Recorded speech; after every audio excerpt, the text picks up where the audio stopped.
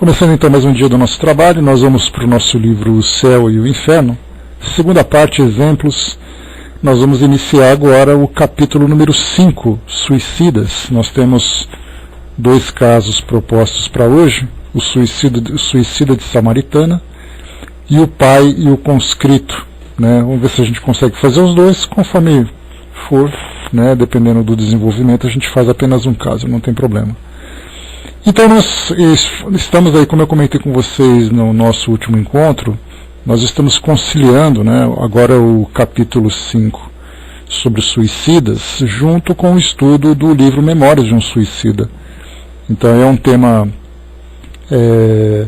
que nós estamos ali abordando, né, a partir de duas obras, trazendo para nós muitas instruções sobre essa situação tão dramática, né, vivida pelos espíritos que acabam devido a desequilíbrios, devido a fraquezas, temores, né, acabam optando por essa fuga da vida material, e nós estamos então estudando sobre as consequências. Claro que é um assunto extremamente vasto, né, que precisa fazer uma análise bastante profunda, né, sobre as causas que levam as pessoas ao suicídio, né, que nós não sabemos, exatamente porque é uma questão muito íntima de cada pessoa, mas nós temos a oportunidade de estudar pelo menos as consequências desse ato, né, sobre vários aspectos, trazendo ali depoimentos, experiências vividas por vários espíritos. Então, essa é a nossa proposta. Analisando as consequências, nós podemos então trabalhar um pouco das causas, né, se não em nós, né,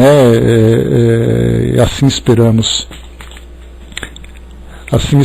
que não tenhamos, né, a necessidade de pensar nessa situação, mas pelo menos podemos analisar, né, o comportamento das pessoas, o comportamento do mundo, diante dessas tantas dificuldades que surgem em suas vidas íntimas. Então vamos aqui para o nosso primeiro texto, o suicida da Samaritana. No dia 7 de abril de 1858, pelas 7 horas da noite, um homem de uns 50 anos e vestido decentemente apresentou-se no estabelecimento da Samaritana, em Paris, e pediu que lhe preparassem um banho. O funcionário que o atendeu, estranhando que após um espaço de 2 horas aquele homem não o chamasse, decidiu entrar na sua cabine para ver se ele estava indisposto. Foi então testemunha de um horrível espetáculo. O infeliz havia cortado a garganta com uma navalha, e todo o seu sangue estava misturado à água da banheira. Não podendo ser descoberta a sua identidade, o cadáver foi levado para o necrotério. O espírito desse homem, evocado na Sociedade de Paris 6 dias após a sua morte, deu as respostas abaixo descritas. Então, como eu falo para vocês, Kardec, assim como também os membros da sociedade, fazendo ali um uso extremamente prático, né, dos recursos da mediunidade, das evocações, né, com o objetivo de estudos, ficavam sempre atentos a essas situações que surgiam naquela cidade, né, assim como também em outros locais em que publicações divulgavam fatos, né, então indigentes, suicidas, criminosos, pessoas que eram notórias na sociedade. Então todas essas situações eram sempre oportunidades de aprendizado para Kardec, né? Então nós vimos aqui alguém que se viu nessa situação e Kardec então fazia a sua evocação. Nos tempos de hoje, se nós tivéssemos grupos de estudos que se dedicassem a esse trabalho, nós teríamos assim, né, não apenas devido à quantidade da população que aumentou significativamente de lá para cá, nós podemos ter assim que nesse 1,5 século, né, de 1 bilhão e pouco que havia naquela época, no século XIX, nós estamos com 7 bilhões, então uma quantidade muito grande de pessoas. E ao mesmo tempo, nós temos hoje a mídia, que permite a conexão de várias partes do mundo, divulgando situações de guerra, de vivências pessoais, de crimes nas grandes cidades, de escolhas que as pessoas fazem, né? Então hoje nós teríamos aí um laboratório extenso para essas evocações. É uma pena que nós não encontramos grupos mais que fazem esse tipo de trabalho. Mas enfim, Kardec então fez essa evocação. a evocação, mais uma vez, né, aqui no texto aparece apenas a palavra evocação. E aí, como nós já comentamos, era um trabalho em que se fazia uma prece, se chamava o espírito pelo nome, evocava os espíritos amigos, né, para que pudessem dar o suporte, da mesma forma também a permissão para que houvesse essa evocação. Então ali alguns poucos minutos nessa introdução, feita a evocação, aguardava-se então a presença do espírito, né, os médiuns ficavam ali à disposição, e nós vemos, né, que aqueles médiuns mais desenvolvidos com naturalidade incorporavam, né, ou davam passividade para a comunicação do espírito, ou aqueles médiuns que não eram tão desenvolvidos davam aquela chacoalhada, né, como geralmente a gente vê em alguns casos acontecendo, né? Então, enfim, o médium ali à disposição, o espírito então começava a se manifestar através da psicografia, né? E só para a gente fazer um complemento, lembrando que as psicografias eram um recurso principal para os trabalhos do desenvolvimento das bases da doutrina espírita por Kardec, porque havia uma necessidade de registrar, né, ipsilitris, né, ao pé da letra, tudo aquilo que os espíritos traziam como instrução. Porque se fosse psicofonia, se não houvesse o recurso da gravação, ficaria então aquela ideia de que os ouvintes fariam então uma interpretação e depois, através da transcrição, colocariam mais ou menos aquilo que o espírito disse. Então, naquele caso, né, a psicografia era o recurso principal utilizado por Kardec. Algumas evocações foram feitas, algumas manifestações foram registradas também com a psicofonia, mas o principal era a psicografia. Até Chico Xavier também, muitos dos livros que ele psicografou, obviamente pela necessidade de transcrever isso, de passar isso para as publicações, mas nós tivemos, né, a primeira grande obra de Kardec, de Chico, foi exatamente instruções psicofônicas, como o próprio nome diz, vindo através da psicofonia, que aí então conseguiam fazer a gravação e depois a transcrição para a obra, né? Então, feita a evocação, né, e essa introdução que nós fizemos também, vem aqui então, né, a resposta do guia do médium. Espera aí, ele está aí. Esperai, ele está aí. Então, o guia do médium, né? Onde vos encontrais agora? Eu não sei. Dizei-me onde estou. Bom dia, fraterna. Estais em uma assembleia de pessoas que se ocupam de estudos espíritas e que são benevolentes convosco. Dizei-me se vivo. Eu sufoco no caixão. Quem vos animou a vir até nós? Sinto-me aliviado. Que motivo vos levou a suicidar-vos? Eu estou morto? Não, eu habito meu corpo. Não sabeis quanto sofro. Eu sufoco. Que uma piedosa mão tente me tirar a vida. E aí Kardec faz uma observação. Sua alma, embora separada do corpo, ainda se encontra inteiramente mergulhada no que se poderia chamar turbilhão da matéria corporal. As ideias terrestres permanecem muito vivas. Ele não se considera morto. Isso porque, né, como nós conversamos, aquele estado de perturbação tira completamente a orientação do espírito com relação à sua situação, à sua realidade. Pergunta Kardec, né, a equipe, né, que trabalha com Kardec. Por que não deixastes nenhum indício que pudesse vos fazer reconhecer? Isso porque ele foi classificado, né, como um indivíduo anônimo. Ninguém sabia quem ele era, né, depois do ato que ele praticou lá naquele local. Estou abandonado. Fugi do sofrimento para encontrar a tortura. Percebe-se que ele não traz respostas conexas, né, com as perguntas que são elaboradas. Pergunta novamente aqui.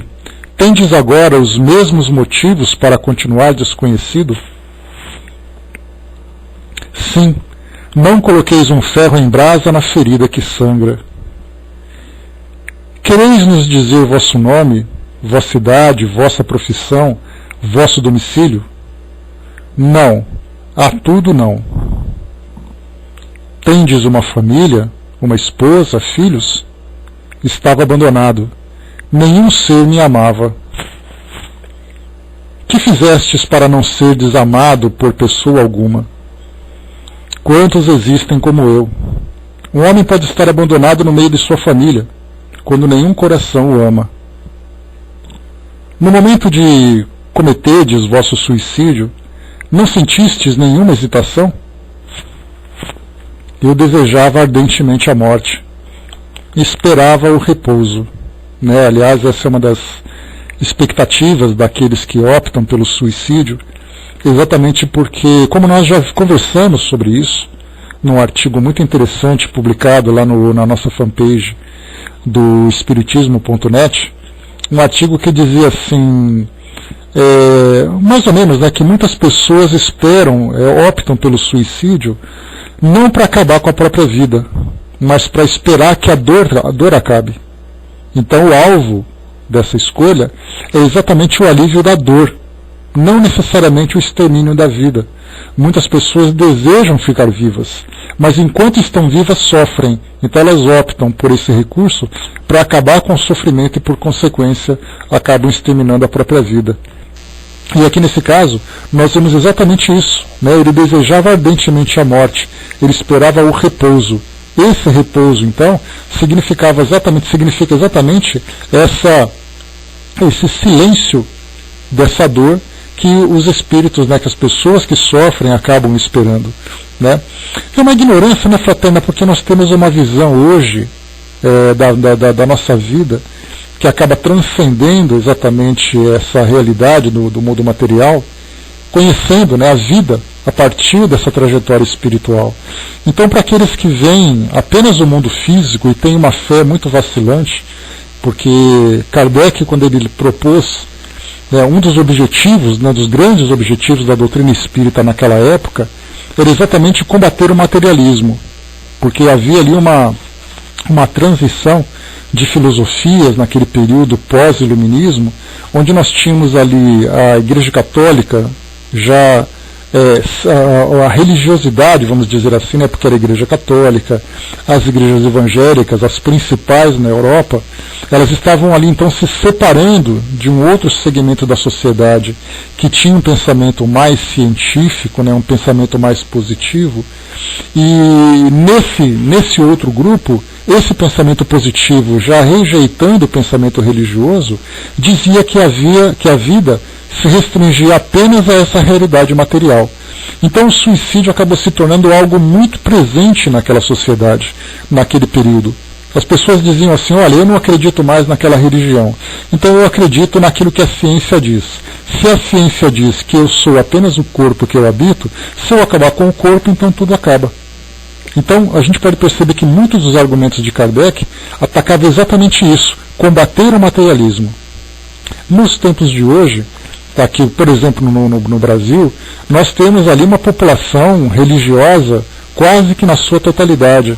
Nós temos ali, não um grupo organizado, Marcelo, bom dia, não um grupo organizado de ateus, mas nós temos pessoas que trazem ali as suas crenças distantes desse pensamento espiritualista, desse pensamento religioso. Então, mas na sua totalidade, quase que na sua totalidade, a população brasileira é religiosa. Mas é aquela religião é aquela religiosidade que ela não é tão profunda, não é tão sólida. Ela acaba sendo assim meio que protocolar. Frequentam algumas cerimônias, participam de alguns rituais, vão ali a algumas datas e tudo mais, e quando surge uma situação de intensa gravidade, como é o caso, por exemplo, que nós encontramos hoje nas nossas famílias, as pessoas acabam optando por isso. Então aquela visão religiosa, aquele sentimento religioso, ele acaba não sendo suficiente para sustentar as pessoas diante dessas dificuldades. Eis aí então que, mesmo sendo religiosas, inclusive espíritas que nós estamos falando, porque muitas vezes se pensa o fato de ser espírita, a pessoa está completamente protegida dessa possibilidade. E nós temos casos de pessoas que são espíritas, frequentadoras de casas espíritas, trabalhadoras de casas espíritas, que praticam suicídio, como sendo ali uma saída diante do desespero que elas estão vivendo. Então esperava o repouso. Como os espíritos dizem para nós, a grande decepção que o espírito com que o espírito se depara ao chegar no plano espiritual é exatamente perceber que não existe esse repouso. Que aquele sofrimento ele não diminui, pelo contrário, ele se torna muito mais intenso, muito mais grave. Né?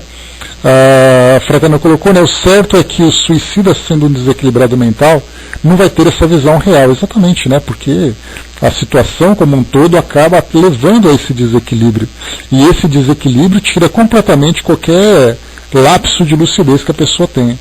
Né? Bom dia, Francis. Continua para nós aqui então. Então eu esperava esse repouso não virá. Como a ideia do futuro não fez com que renunciastes ao vosso projeto? Essa ideia do futuro, né? O que você esperava exatamente encontrar depois de você destruir o seu próprio corpo? Qual era exatamente ali o cenário esperado por ele? Essa foi a pergunta de Kardec. A resposta: não acreditava mais no futuro. Estava sem esperança. O futuro é a esperança. Então percebe-se aqui então que ele simplesmente não acreditava em nada. Que reflexões fizestes no momento em que sentiste a vida se acabar em vós? Uma pergunta muito importante de Kardec, muito específica, porque falava exatamente isso. Enquanto ele praticava aquele ato, o que ele esperava? Porque nós encontramos aqui duas situações muito particulares. Nesse caso, nós temos uma pessoa que, com uma navalha, acabou então cortando, né, o pescoço e a garganta, né, e ali através do sangramento e tudo mais, ele foi então perdendo as suas forças devido à hemorragia, devido ao ferimento, e depois ele perdeu a consciência e foi a óbito, acabou desencarnando. Então houve um intervalo no momento em que ele começou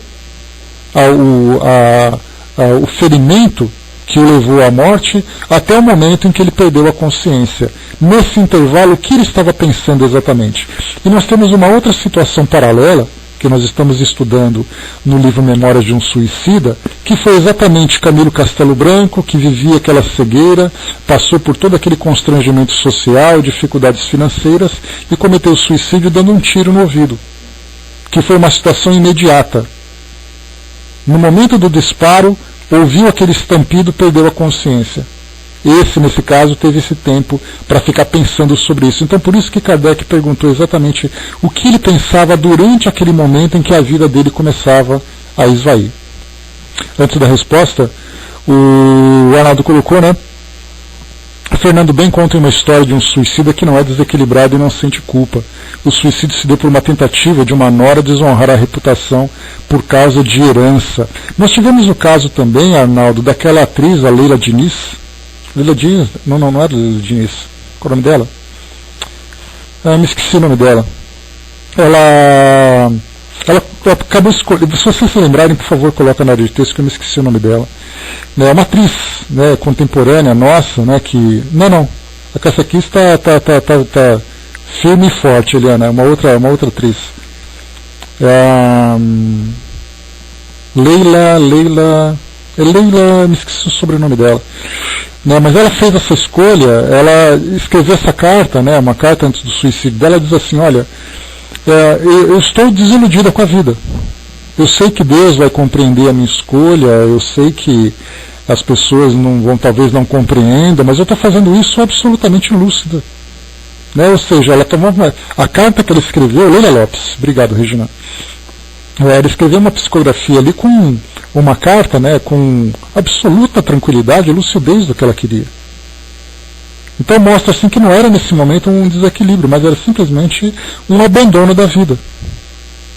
Né? Então esse caso, né, que o Arnaldo lembrou, assim como esse também, como outros, não são aquelas pessoas desesperadas que ficam pensando, né, naqueles momentos finais, chorando, e são simplesmente pessoas que escolhem essa situação.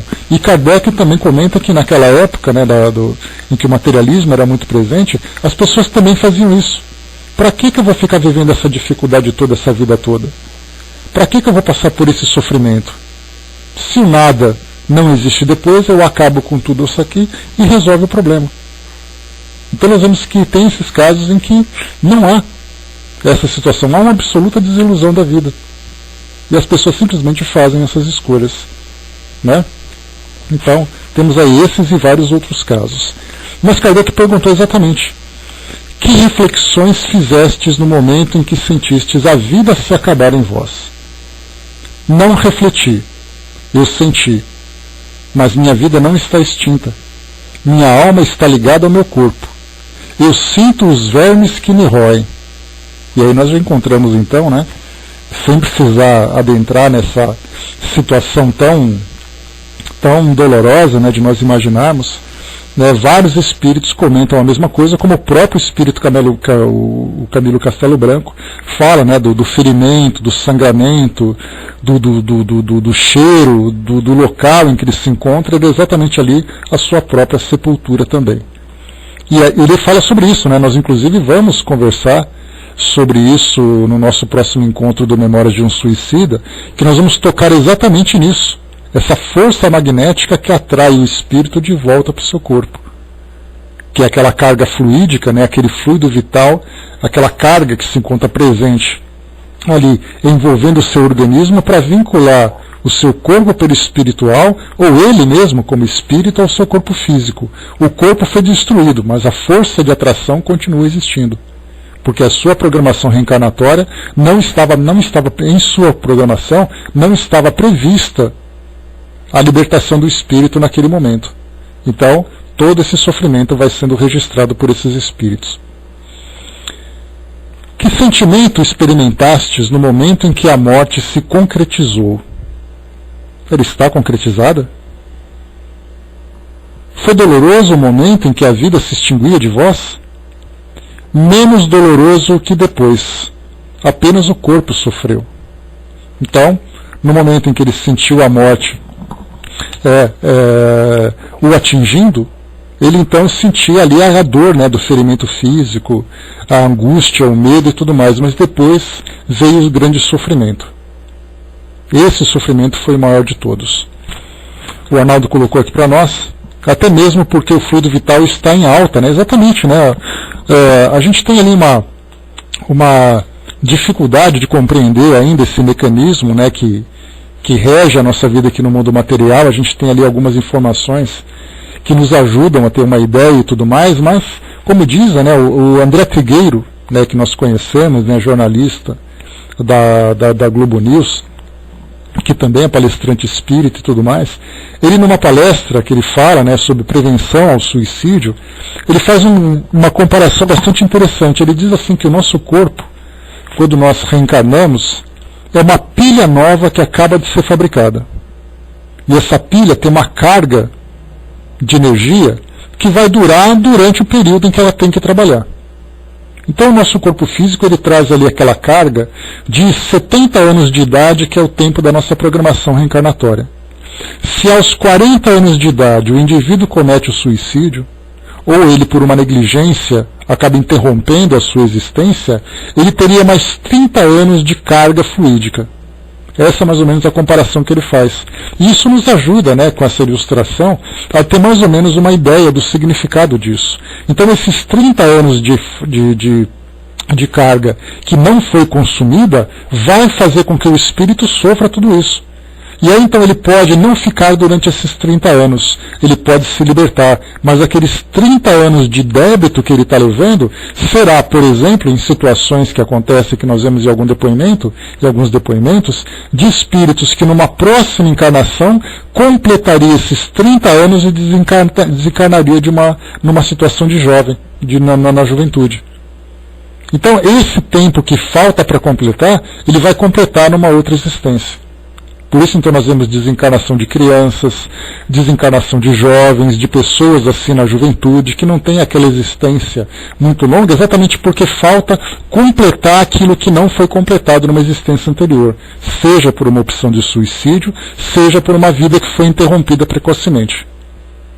Então, dá para a gente pensar mais ou menos nesse mecanismo. Uma pilha carregada, uma bateria. E essa bateria tem que ser consumida até ali o último elétron de energia que está ali liberado. Enquanto isso não acontecer, aquela carga continua presente. E é aí que nós vemos, então, situações que acabam nos afetando, né, pelo modo de vida que nós temos hoje, que os espíritos comentam, né, que de um modo geral, pelos hábitos que nós cultivamos, né, pela nossa alimentação, pelo nosso tipo de vida, pela nossa correria, pelos estresses que nós acabamos sofrendo, pelas substâncias que nós ingerimos, pelos riscos a que nós nos expomos, nós acabamos sempre vivendo menos do que estava programado. Então alguém que tinha uma existência ali de 80 anos de idade, por exemplo, por ser fumante, acaba desencarnando aos 50 com câncer de pulmão. Aqueles 30 anos que faltavam serão 30 anos que terão que ser cumpridos. Porque ele simplesmente praticou um hábito, embora não tivesse a intenção de interromper a sua vida, ele acabou, por essa escolha,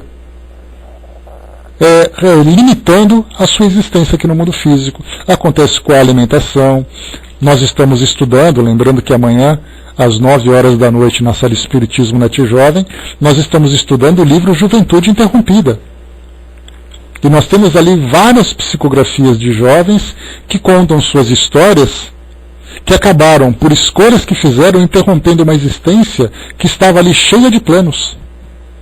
E eles então vão contar todos os dramas que eles acabaram vivenciando.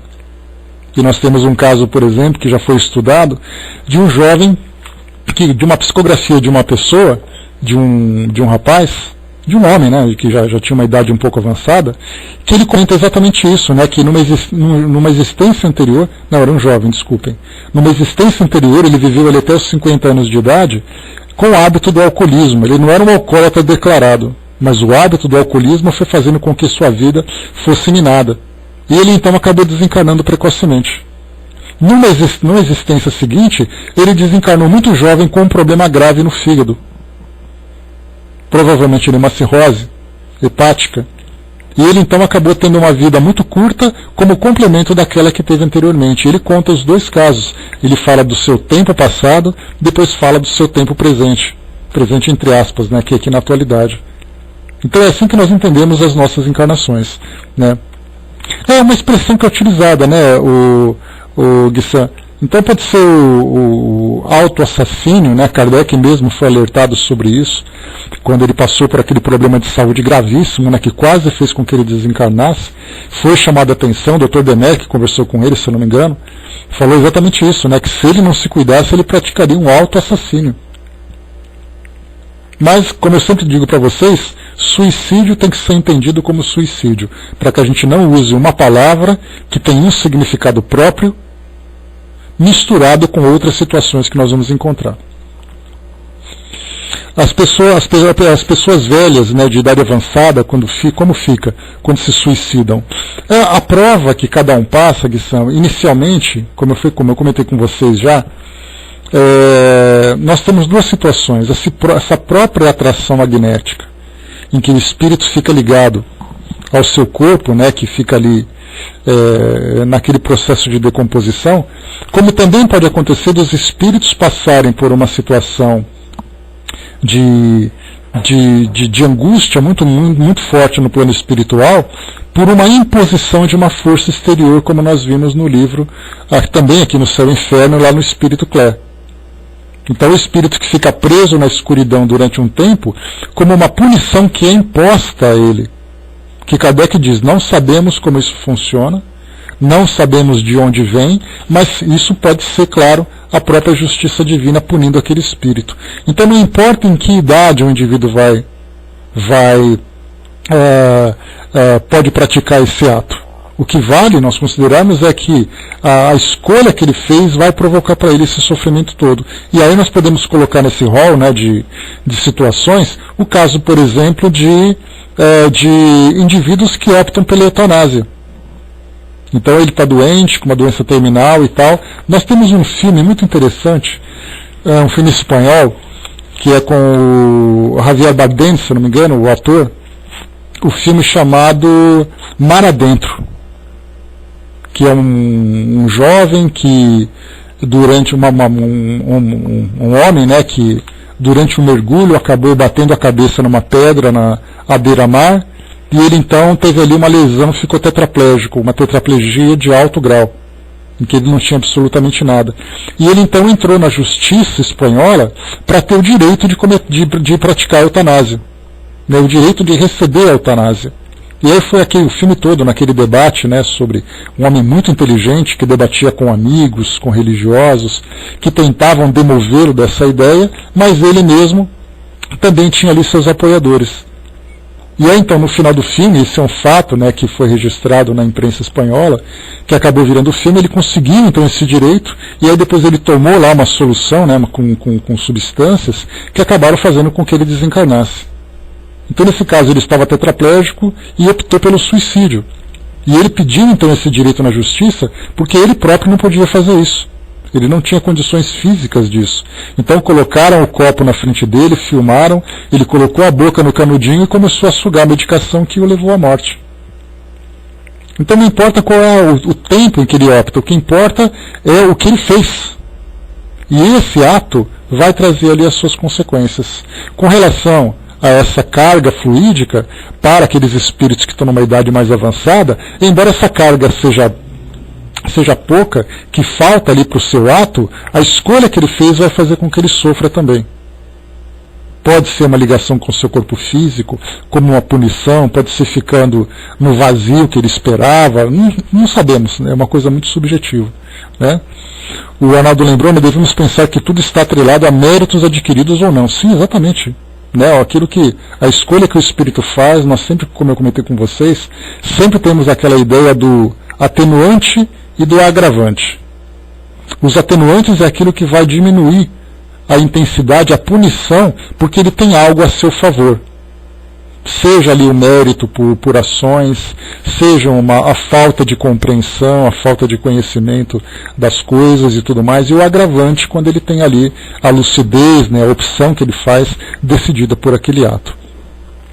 Postos de lados que se dão em estado de embriaguez e loucura, né, os quais se pode chamar de inconscientes no Evangelho, né, que é o caso, por exemplo, que a gente viu, né, Kardec falava sobre isso no livro dos Espíritos, quando ele falava sobre exatamente o estado de loucura. Qual é exatamente a gravidade, tanto nos casos de obsessão, como nos casos de loucura. Essas duas situações são atenuantes que vão tirar parte, né, da responsabilidade que o indivíduo tem. No caso da loucura, ele está completamente isento, né, de qualquer tipo de arbítrio, né, que o leve a esse ato, né, e no caso da obsessão, a responsabilidade que o espírito tem é por permitir que a obsessão aconteça, ou por ter criado uma situação em que a obsessão aconteça. Agora, fora esses dois casos em que ele está completamente fora, né, do seu estado de razão, as escolhas que são feitas têm ali também, né, apesar dos atenuantes e agravantes, o ato foi escolhido pelo próprio espírito. Vamos lá então. Foi colocado para nós aqui então, né, que foi doloroso o momento em que a vida se extinguiu em vós? Menos doloroso que depois. Apenas o corpo sofreu no momento do ato. Depois que o corpo foi destruído, aí então o espírito sentiu todo o seu efeito. Pergunta então ao espírito São Luís, né? O bacana desse trabalho de Kardec é que não era apenas o espírito que aparecia, tinha toda a comitiva espiritual, né, do guia do médium, do espírito que estava sendo assistido, dos orientadores dos trabalhos na sociedade. Então era um trabalho extremamente organizado, né, com todas essas potencialidades ali presentes, né, com essas potências espirituais, podemos chamar assim, né, presentes para dar todo o suporte para que todo o trabalho seja feito, para que o aprendizado fosse no mais alto grau. Então uma pergunta dirigida ao espírito São Luís. Que pretende o espírito dizendo que o momento da morte foi menos doloroso que depois? A resposta: o espírito se descarregava de um fardo que o abatia. Ele experimentava a volúpia da dor. E continua perguntando: esse estado é sempre sequente ao suicídio? Ou seja, todos os espíritos pensam assim? Vem aquele alívio inicial e depois vem ali as consequências quando o espírito se depara com sua realidade no plano espiritual. Esse estado é sempre sequente ao suicídio? Sim. O espírito do suicida está ligado ao seu corpo até o termo da sua vida. a morte natural é o livramento da vida. O suicida a rompe inteiramente. Então está ali, ó, a morte natural é o livramento da vida. E essa morte natural também pode ser considerada para aquelas mortes programadas. Que é o caso, por exemplo, de alguém que tem uma existência programada durante um tempo, e aí então, por exemplo, num acidente de carro, estava programada uma desencarnação violenta para que ele vivesse isso, né? Nós temos visto na mídia essas grandes catástrofes acontecendo, em catástrofes naturais, em acidentes com, por exemplo, né, acidentes aeronáuticos, com terremotos, né, com desabamentos que acontecem também, né, fora das catástrofes naturais, como chuvas, terremotos e tal. Essas mortes são programadas. Então, embora o impacto que faz com que o espírito deixe a sua vida do mundo material e parta para o mundo espiritual, embora o impacto seja algo que vai provocar um abalo muito grande, esse abalo faz parte do aprendizado que ele precisa ter para esse tipo de desencarnação. No caso da morte natural, que vem ali por uma doença, por uma velhice, é a mesma coisa. Alguém que desencarna quando a vida começa a se esvair numa idade avançada, né? Comentei com vocês até no mês passado, no mês retrasado, casos muito interessantes que aconteceram, né? Interessantes e dolorosos, claro, ao mesmo tempo, né? De pessoas próximas a nós, né? Minha irmã que trabalha com pacientes que são idosos, né? Ela é fisioterapeuta, então pacientes com 90 anos, 96 anos de idade. Uma paciente que desencarnou com quase 97 anos. Nesse caso, toda a sua energia estava assim sendo liberada naquele momento, e foi uma desencarnação muito tranquila, pelo menos fisicamente. Né, espiritualmente, né, pela forma como a pessoa viveu a sua vida, e era uma senhorinha muito doce, muito querida e tudo mais, a gente imagina que a sua desencarnação também foi muito tranquila. Já tivemos outro caso também de um senhor ali por volta dos seus 80 anos, que tinha ali uma doença, né, que foi uma doença que foi degenerando, foi levando àquela situação, ficou em estado de coma durante quase um mês e depois desencarnou. Outro que tinha 94, outro que tinha 92, então quer dizer, 90 e tantos anos, o que tinha de bateria ali, a bateria foi até, né, a última carga de energia que ele tinha. Então isso é uma morte natural, mas nós temos também pessoas que desencarnam numa idade mais jovem, como vemos crianças, por exemplo, com cânceres, com doenças gravíssimas, né, que acabam desencarnando na juventude. Então essas desencarnações são chamadas então de morte natural. São mortes que são naturais, que acabam degenerando o corpo físico pelo tempo, por uma doença. Aquelas desencarnações que, embora sejam violentas, são desencarnações programadas, mas no caso do suicídio, viola qualquer tipo de programação que o espírito tenha feito. Então por isso é colocado para nós. A ligação do corpo vai até o termo da vida. O suicídio rompe inteiramente essa ligação. E é daí então que vem essa angústia que o espírito sofre, né, durante esse processo de chegada ao plano espiritual. Depois Kardec continua perguntando: esse estado é o mesmo em toda a morte acidental, independente da vontade, e que abrevia a duração da vida natural? Foi exatamente o que nós comentamos. No caso de uma morte acidental, de um acidente, embora seja violenta, o espírito tem ali na sua programação, né, o rompimento natural, o rompimento da ligação com o corpo físico, que vai fazer com que ele volte ao mundo espiritual com a missão cumprida, ou pelo menos com o seu tempo cumprido. Então Kardec pergunta se a morte acidental seria a mesma coisa que o suicídio, e a resposta é clara: não. Que entendeis por suicídio? O espírito é culpado somente por suas obras. Então quando ele se expõe, inclusive o suicídio, no caso da negligência, por exemplo, vocês me ouvem, né? Me dá um ok, por favor. Todo mundo quietinho aí? Só para saber se está tudo em ordem, beleza. Então, no caso, por exemplo, a gente chegou a debater sobre isso há algum tempo, falando, por exemplo, sobre esportes radicais. Então, nós encontramos aí esses motociclistas que fazem motocross, que dão aquelas cambalhotas, temos ali paraquedistas, surfistas, aqueles malucos, né, que fazem aquelas que vivem, né, aquela adrenalina toda, se por acaso ele desencarna numa situação como essa, na verdade ele criou essa situação. Então não foi um suicídio, mas ele se expôs a esse perigo. Em busca do que exatamente? Aí nós podemos comparar assim, alguém que desencarnou se expondo a determinado perigo. Essa exposição nós temos duas situações. Aquele que faz deliberadamente em busca de algo fútil, que nada mais é do que uma experiência de prazer, e, por exemplo, um bombeiro que vai até um local incendiado para tentar salvar alguém, ele se expõe àquele perigo por um motivo maior.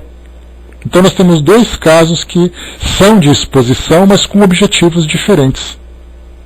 Né? Então temos ali também essa negligência, o indivíduo que se alcooliza e dirige, ou se droga e dirige, ou quer viver uma situação. Temos tem vídeos no YouTube, por exemplo, em que nós vemos ali aqueles jovens que gostam de praticar o le parkour.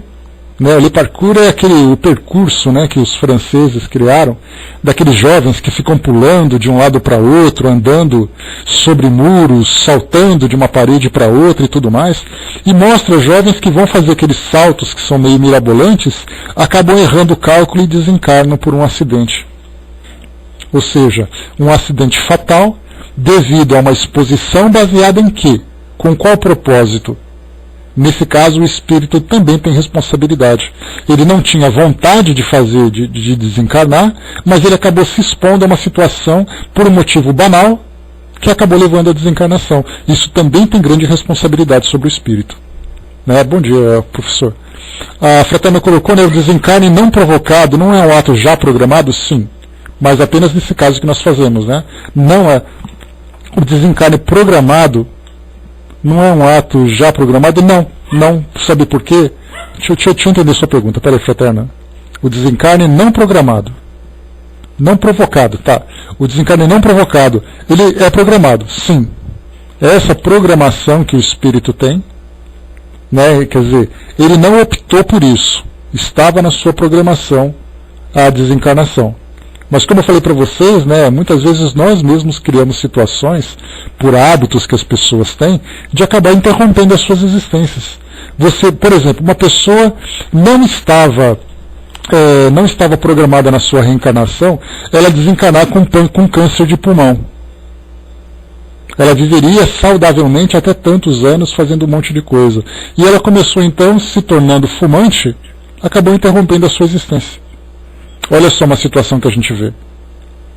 Então, assim, no nosso mundo de hoje, de provas e expiações, com espíritos ainda imperfeitos, vacilantes, cheios de vícios e manias e tudo mais, nós acabamos criando situações problemáticas para nós mesmos. Dificilmente nós encontraremos alguém que fará assim aquela existência bem certinha.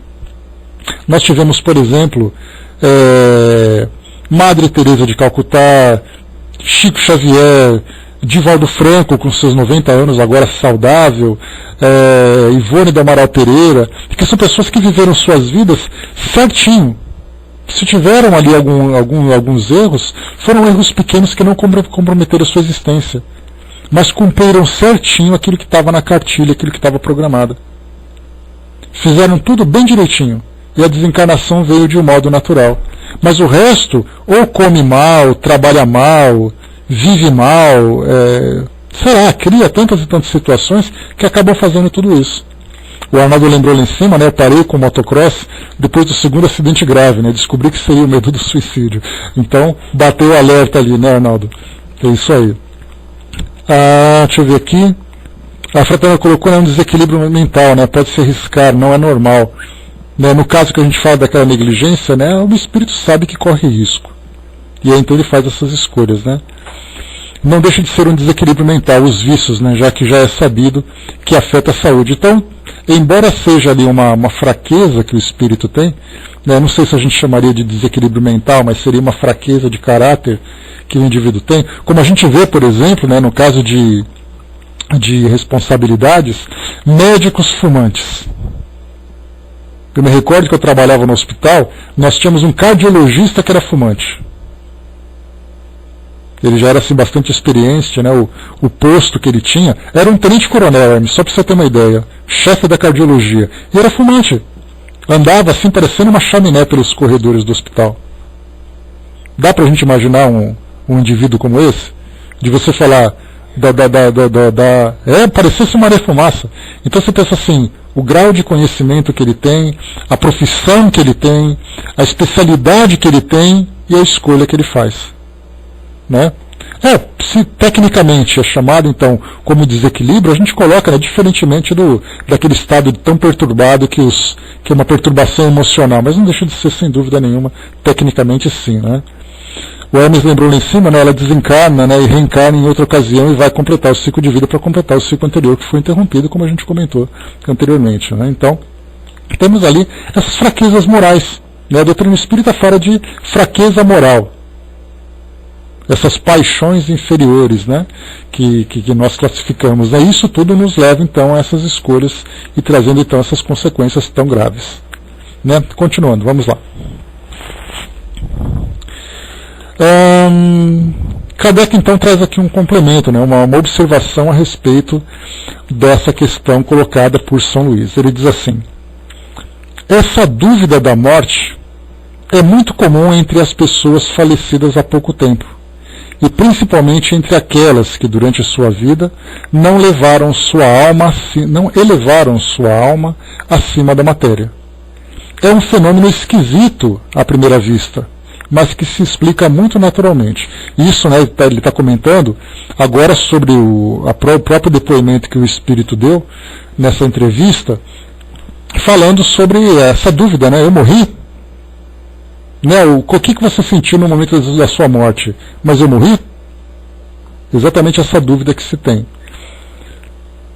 Se há uma pessoa colocada em estado de sonambulismo pela primeira vez, perguntarmos se dorme, ela quase sempre responde que não.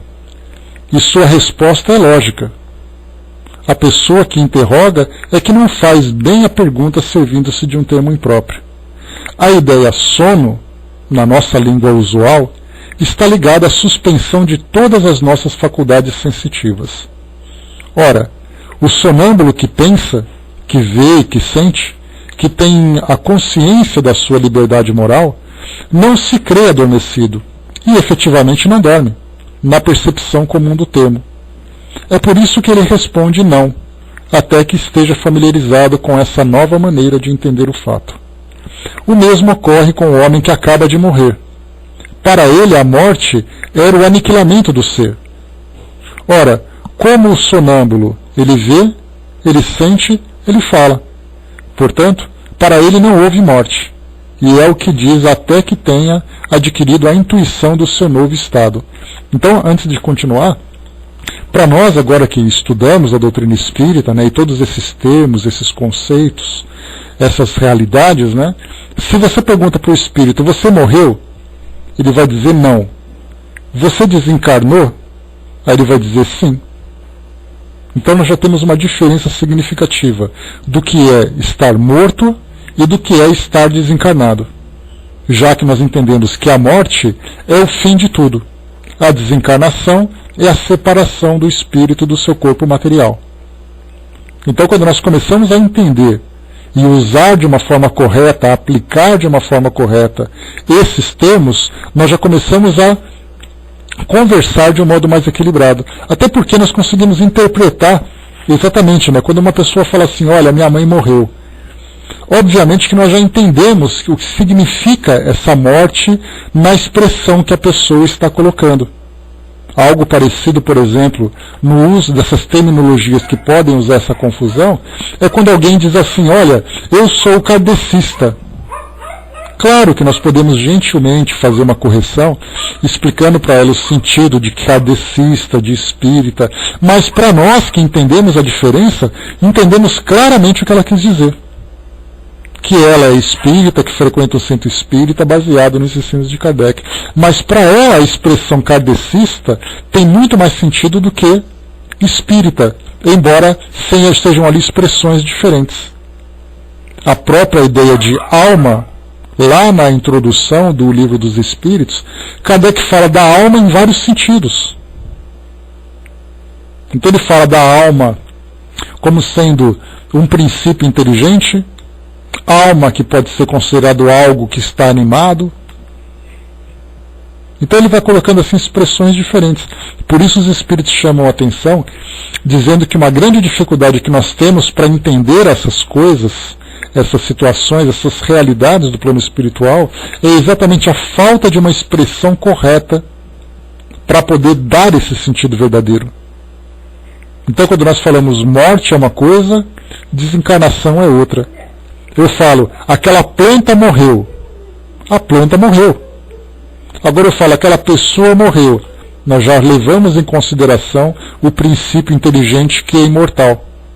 Mas o corpo físico nós entendemos que morreu. Por isso nós vamos então definindo as expressões adequadas para situações adequadas. É exatamente a desintegração da matéria. Apenas isso que nós entendemos como morte. Porque a morte, a princípio, ela tem para nós um sentido muito mais científico do que espiritual. Continuando, vamos lá o que Kardec continua explicando para nós aqui. Essa ilusão sobre a morte, né, que o espírito tem, é sempre mais ou menos penosa, porque jamais é completa, e porque deixa o espírito com uma certa ansiedade. No exemplo acima, ela é um verdadeiro suplício pela sensação dos vermes roendo o corpo, e pela sua duração, que deve ser aquela, observem aqui, pela sua duração, que deve ser aquela que teria tido a vida desse homem se ele não a tivesse abreviado. Esse estado é frequente entre os suicidas. Frequente, não absoluto. Observemos bem esse sentido. Esse estado é frequente entre os suicidas, mas ele não se apresenta sempre em condições idênticas. Ele varia principalmente em duração e intensidade, segundo as circunstâncias agravantes ou atenuantes da falta. A sensação dos vermes e da decomposição do corpo não acontece apenas aos suicidas. Ela é comum entre aqueles que viveram mais a vida material que a da espiritual. Em princípio, não existe erro que não seja punido, mas não há regra uniforme e absoluta nos meios de punição. Kardec, então, foi absolutamente preciso nas suas explicações aqui nesse sentido. E aí, então, nós entendemos agora essa variedade que afeta cada um. Cada espírito começa a viver situações diferentes de acordo com uma série de fatores que vão sendo considerados. O seu modo de viver, as suas crenças, a causa que o levou ao suicídio, a forma como ele cometeu o suicídio, a interpretação que ele faz dessa nova realidade. O vínculo que ele tinha, muitas vezes ele é um indivíduo que, tomado pelo desespero, opta pelo suicídio, mas era um homem espiritualizado. Pode parecer incoerente, mas não é. Porque o nosso grau de espiritualização muitas vezes nos faz esperar o mundo espiritual, mas os problemas da vida material acabam sendo muito mais graves, fazendo com que ele, tomado por esse desequilíbrio emocional, opte por esse caminho. Essa espiritualização dele é algo que vai ser considerado quando ele chega no mundo espiritual, porque ele vai se reconhecer como um espírito vivo, vai ter ali a sua fé, vai reconhecer o seu erro e vai começar um trabalho de recomposição. Então por isso nós vamos ali observando nessa explicação de Kardec todas essas variações que devem ser consideradas. E isso porque nós falamos mais uma vez de pessoas que cometem suicídio. Eu me recordo quando o Ayrton Senna desencarnou, e pela vida que ele viveu, embora tivesse ali as suas dificuldades pessoais, como cada um de nós tem, ele era uma pessoa vista pela sociedade como um homem bom, né? Uma pessoa generosa, uma pessoa carinhosa, uma pessoa simpática, cativante, com todos aqueles atributos de uma pessoa boa. Quando ele desencarnou, eu me recordo que eu conversava com um amigo e ele falava exatamente isso. Ele se expôs a um esporte que colocou a vida dele em risco, que era uma alta velocidade, um esporte que poderia provocar um acidente.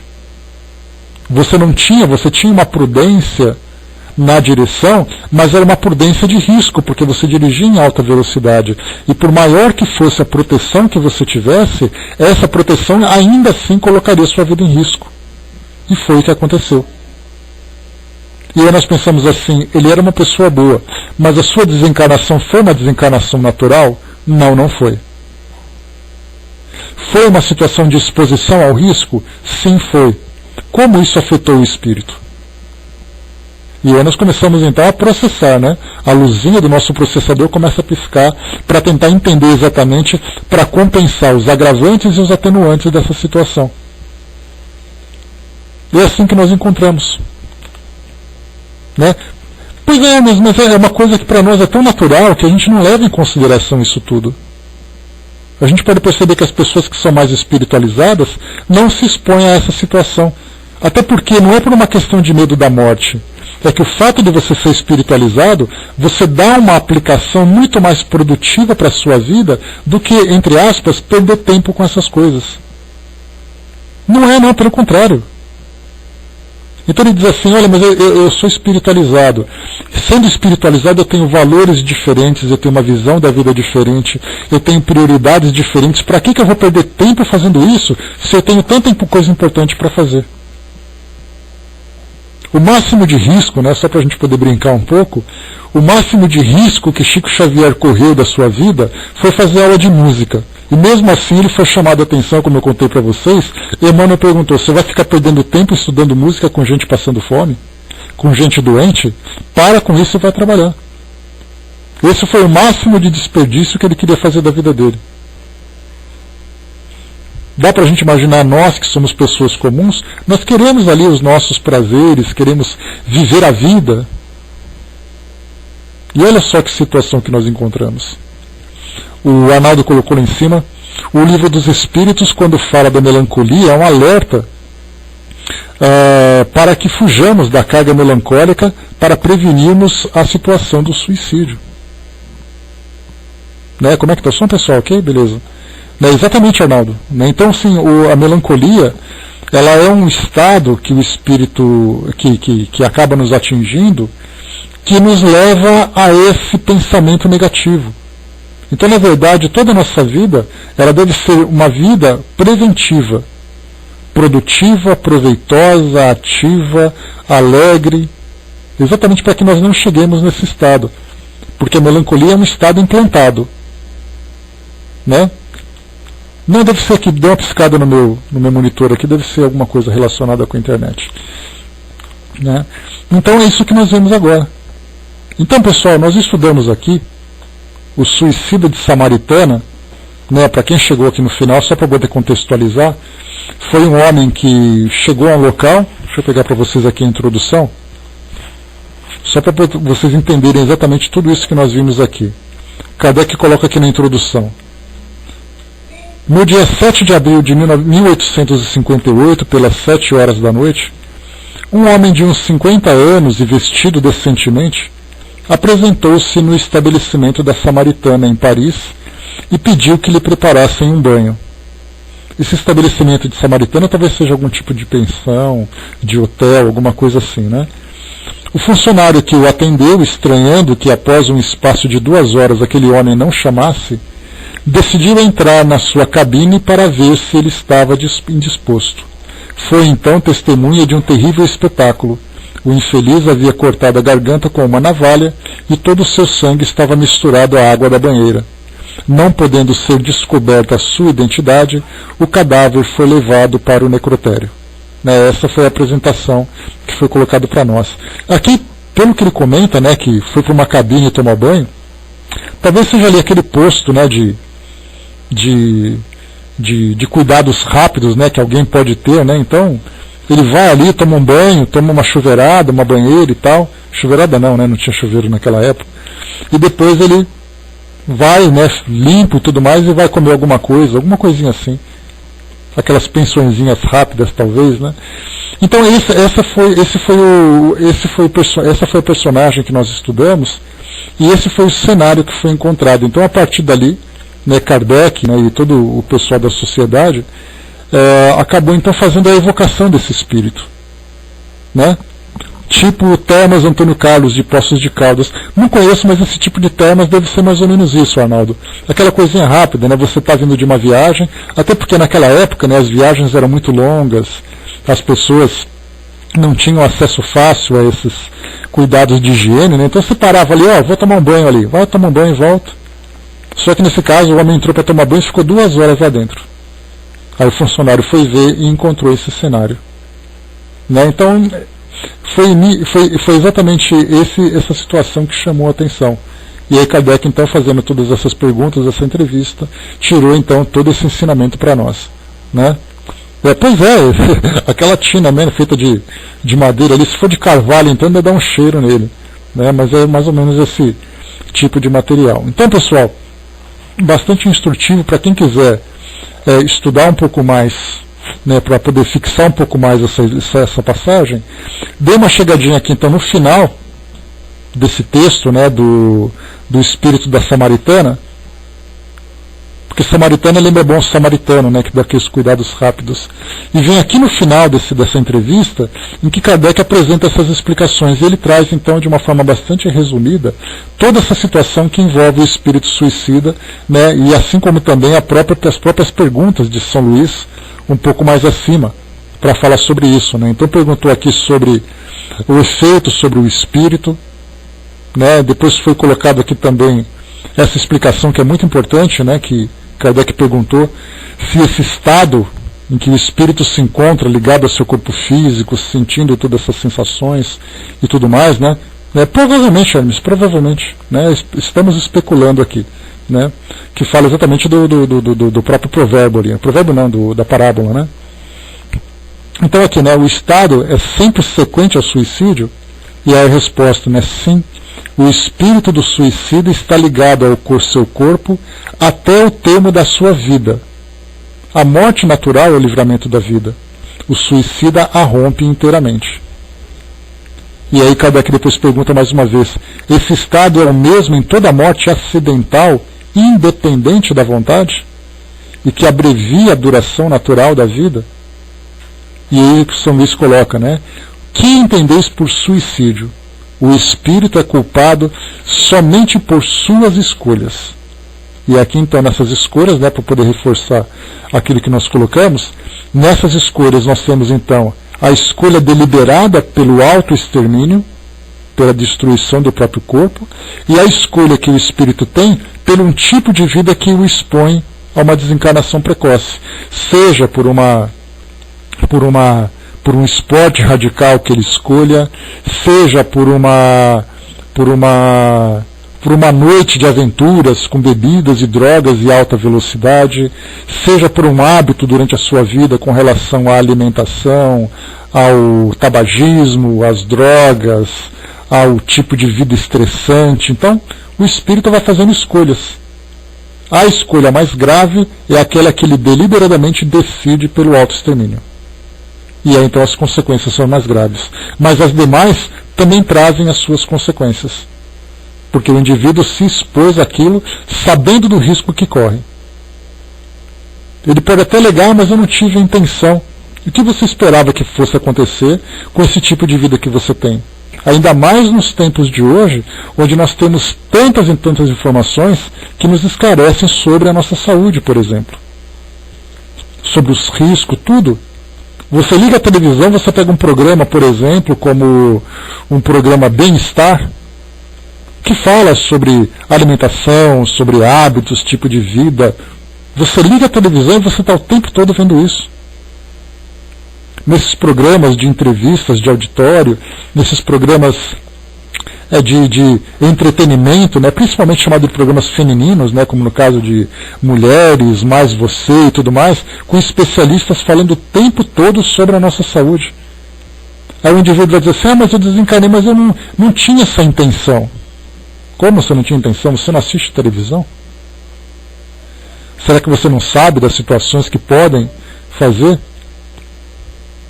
Então são todas e todas as situações da nossa atualidade que vão aumentando cada vez mais a nossa responsabilidade e, por consequência, também agravando as consequências daquilo que a gente faz, pois a quem muito foi dado, muito será cobrado. Meus amigos, encerramos por aqui então o nosso estudo de hoje. Nós paramos aqui então no nosso estudo do suicida de Samaritana, e aqui o próximo estudo vai ser o pai e o conscrito, uma outra situação de suicídio num contexto completamente diferente.